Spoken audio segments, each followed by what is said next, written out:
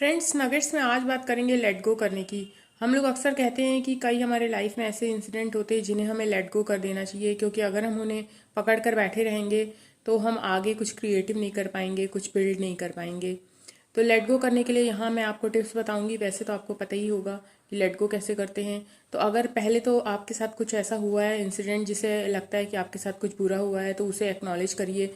जब आप एक्नॉलेज करेंगे तभी आप उसे लेट गो भी कर पाएंगे। और कई लोग होते हैं बिल्कुल रिजिड हो जाते हैं कि मेरे को तो कुछ फ़र्क ही नहीं पड़ता है। तो वैसा एटीट्यूड मत रखिए, क्योंकि जब आप एक्नॉलेज करते हैं किसी इंसिडेंट को या किसी इमोशंस को, तभी आप हील कर पाते हैं।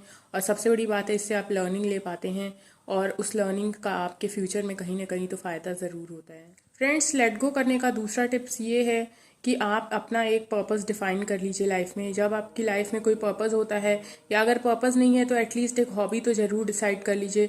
जब आप उस हॉबी में या उस पर्पस में अपना काम को या अपना फोकस को लगाएंगे, तो जो भी आपके साथ कुछ बुरा हुआ भी है तो आप उसे ईजिली लेट गो कर पाएंगे।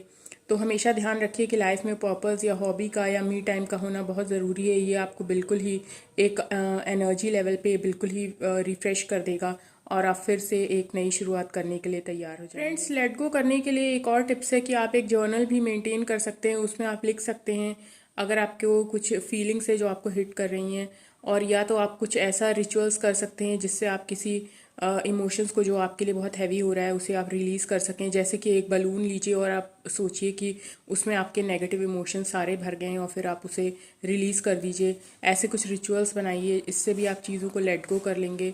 आप हमेशा फ्यूचर पर ही फोकस रहिए। अगर आप बहुत ज़्यादा पास के इंसिडेंट को लेकर वरीड होते रहेंगे या एक विक्टिम माइंडसेट में रहेंगे, तो आप अच्छा प्रेजेंट नहीं जी पाएंगे, ना ही आप अच्छा परफॉर्म कर पाएंगे लाइफ में।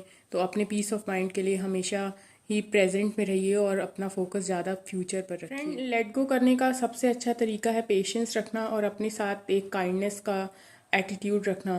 क्योंकि थोड़े समय बाद कितना भी कैसा भी कोई इंसिडेंट हो, वो आप भूल ही जाते हैं। जनरली वो आपको इतना ज़्यादा हिट नहीं कर पाता है। तो हमेशा अपने साथ पेशेंस रखिए, और जो भी इंसिडेंट हुआ है बुरा, तो वो आपके लाइफ से हट ही जाएगा थोड़े टाइम के बाद। तो आशा करती हूँ आज का वीडियो आपको पसंद आया होगा। मेरे चैनल नगेट्स को लाइक, सब्सक्राइब और शेयर करना मत भूलिएगा, और देखते रहिए नगेट्स, क्योंकि नगेट्स है full of life. Thank you.